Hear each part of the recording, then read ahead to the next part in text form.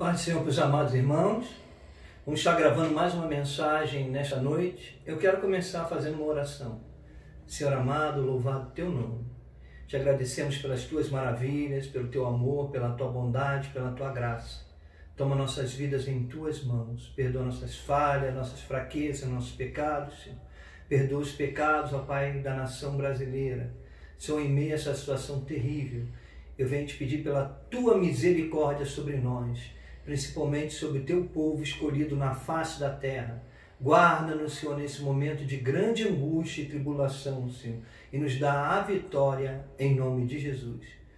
Vamos ler a palavra de Deus no texto hoje de Lucas, capítulo 23, versículo 33. E quando chegaram ao lugar chamado a Caveira, ali o crucificaram, e aos malfeitores, um à direita e o outro à esquerda. Versículo 39. E um dos malfeitores que estavam pendurados blasfemava dele, dizendo: Se tu és o Cristo, salva-te a ti mesmo e a nós. Respondendo, porém, o outro, repreendia-o, dizendo: Tu nem ainda temes a Deus, estando na mesma condenação, e nós, na verdade, com justiça, porque recebemos o que os nossos feitos mereciam, mas este nenhum mal fez. E disse a Jesus: Senhor, lembra-te de mim quando entrares no teu reino. E disse-lhe Jesus: Em verdade te digo que hoje estarás comigo no paraíso. É o texto da crucificação que fala dos dois malfeitores. Um estava à direita de Jesus, outro à esquerda. E Jesus no centro. E é interessante que os romanos faziam isso como uma forma de colocar Jesus como um malfeitor.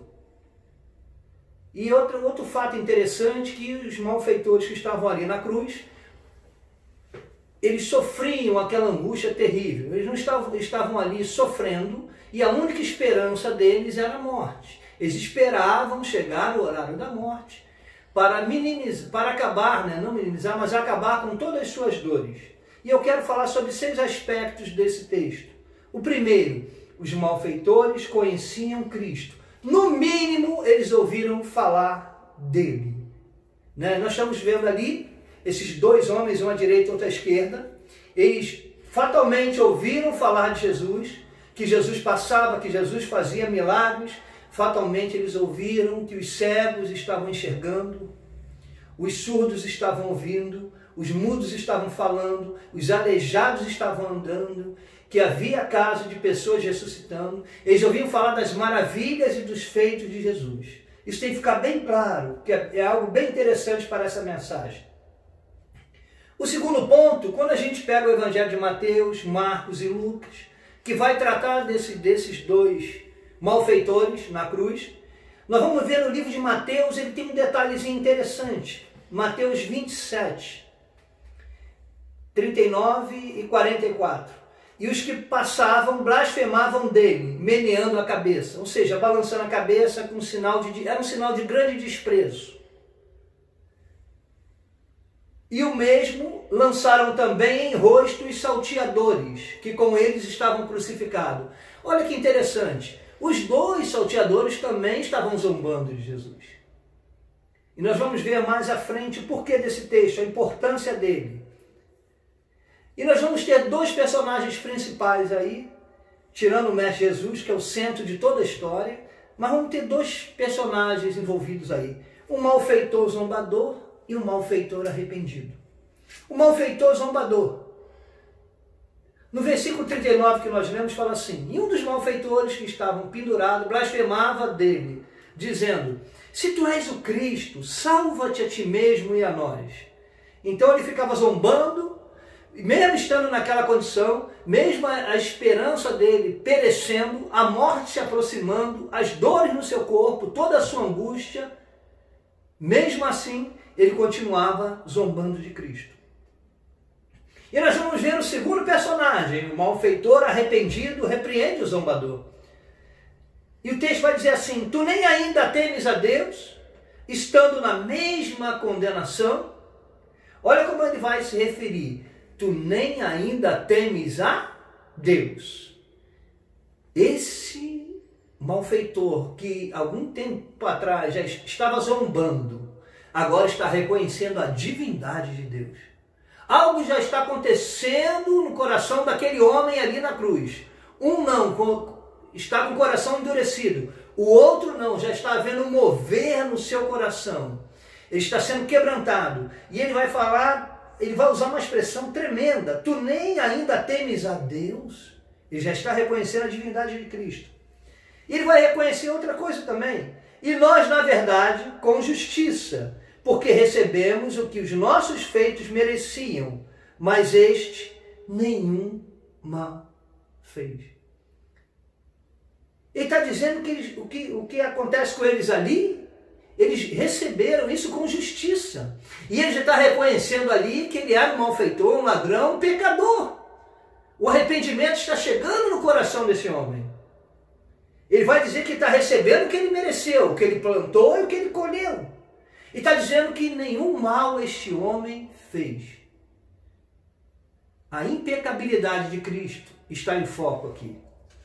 E vamos para um outro ponto. O malfeitor arrependido era a pessoa mais próxima de Cristo antes da sua morte. Que interessante.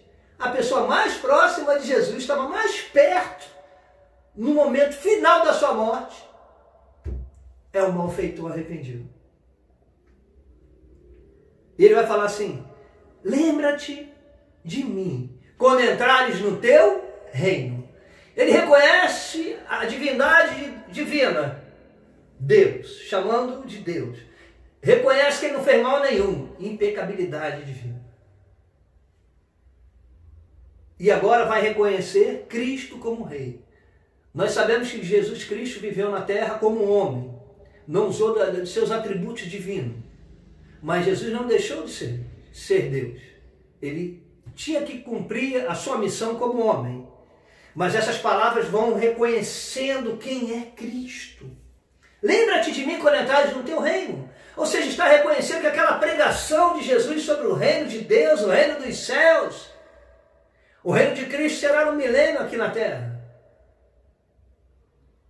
Aleluia. E ele está dizendo, quando entrares no teu reino. E é interessante, a pessoa mais próxima é esse homem, esse malfeitor. Mas por que isso? A Bíblia diz que Cristo veio para os pecadores. Ouvindo isso, Jesus lhe disse, não são os que têm saúde que precisam de médico, mas sim os doentes. Eu não vim para chamar os justos, ele veio para os pecadores. Jesus andava, ele ia lá, estava o coletor de impostos, onde estava a prostituta, onde estavam os endemoniados, os necessitados, os doentes, os angustiados. Jesus veio para os pecadores, aqui estavam em pecado, vivendo as suas misérias. E esse homem vai chegar e clamar a Cristo, reconhecendo o reino de Deus, reconhecendo Cristo como Filho de Deus. Aleluia! E agora vamos para o outro ponto. O malfeitor arrependido alcança a graça de Cristo. Podemos falar que é a primeira pessoa com Cristo no paraíso. Jesus falou com ele, em verdade te digo que hoje estarás comigo no paraíso. A palavra paraíso é uma palavra persa que significa um jardim murado, um jardim cercado, né? Porque era cercado, era um jardim para passeio com seus convidados. Jesus já estava convidando, né? Esse homem já recebeu o convite de Cristo. Hoje mesmo estarás comigo no paraíso. Que maravilha!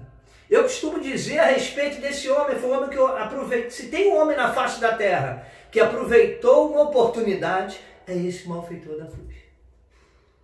No finalzinho da vida, ele aproveitou a oportunidade. Enquanto o outro endureceu o seu coração. A Bíblia diz que há filhos da salvação e há filhos da perdição. A gente vê isso na cruz.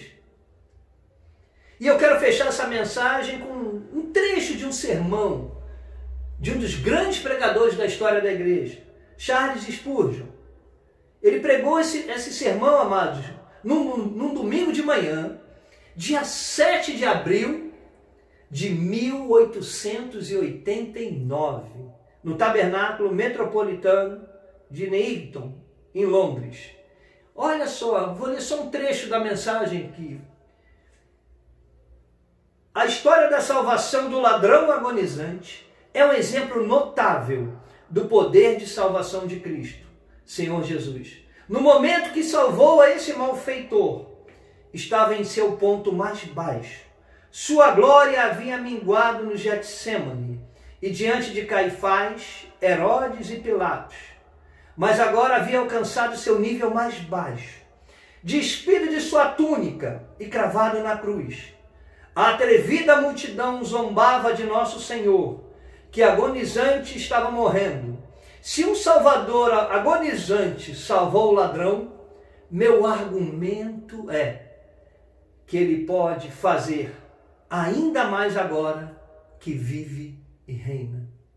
Palavra de Charles Spurgeon, dizendo que se Cristo agonizando na cruz pôde salvar aquele ladrão, imagina o que ele pode fazer agora, porque ele morreu, ressuscitou, ascendeu aos céus e em breve voltará para buscar a sua igreja.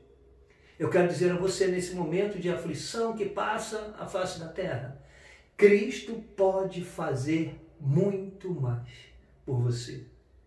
Que Deus te abençoe nesta noite. Confie no Senhor, Ele pode fazer muito mais. Aquele ladrão já estava no fim da sua vida. Não aprove a Deus salvar a vida dele terrena, mas aquele ladrão entrou nas mansões celestiais com Cristo. E a Bíblia diz que ainda que eu andasse pelo vale da sombra da morte, não temeria mal algum, porque tu estás comigo, a tua vara e teu cajado me consolam. Estamos passando por um vale difícil, mas Cristo está conosco. E iremos passar por esse vale e vamos obter a nossa vitória em nome de Jesus. Que Deus vos abençoe. Aproveite essa oportunidade. Se você quiser passar a mensagem para alguém não crente, dizendo para ela, aproveite a oportunidade agora de aceitar a Cristo como seu Senhor e Salvador. Não deixe para a última hora. Pode ser que você não tenha a oportunidade daquele ladrão na cruz. Que Deus os abençoe. Uma semana de bênção e paz na presença do Senhor. Amém.